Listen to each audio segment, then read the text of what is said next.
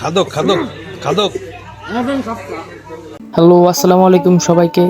তো আজকে চলে আসছি ফরিদপুরের নতুন একটা রেস্টুরেন্টে নতুন একটা খাবার খাইতে। বড় ভাই, কি অবস্থা? কোন কোথায় আছেন আপনি? তো এর আগেও খাইছেন, আসলে উঠেন না, উঠে খাইছিলেন ভাই? হ্যাঁ হ্যাঁ। তো আজকে আসছি অ্যারাবিয়ান ক্যাপসা খাইতে, এর আগে কখনো খাই নাই, ফার্স্ট টাইম আসলাম। তো কেমন হয় সবাই জানাবো, সাথেই থাকুন।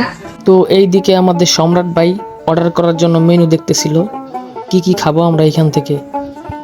তো দীর্ঘ সময় ওয়েট করার পর আমাদের কাঙ্ক্ষিত খাবারটি চলে আসছে আমাদের সামনে। তো চলুন খেয়ে দেখা যাক কেমন হয়। ভাই আসলে আর তোমার স্বাদের মতো মানে এরকমই না, এরকমই না। আমরা নতুন তো এই জন্য বুঝতে পারতেছি না। খাদক খাদক খাদক।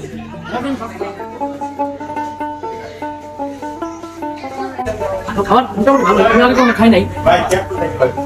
টেস্ট বলতে পারবো না, বিরিয়ানি একটা ফিল আছে, বিরিয়ানি না। স্যার আপনি রিভিউটা দেন।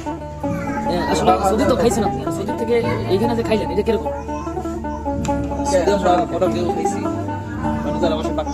একবার না, কয়েকবার, এক সপ্তাহ 2 বার 3 বার হয়েছে। ওইখানে থেকে বেটার, এখানে তো মশলা তুলনা কম লাগে, ওই হিসাবে এখানে খারাপ না।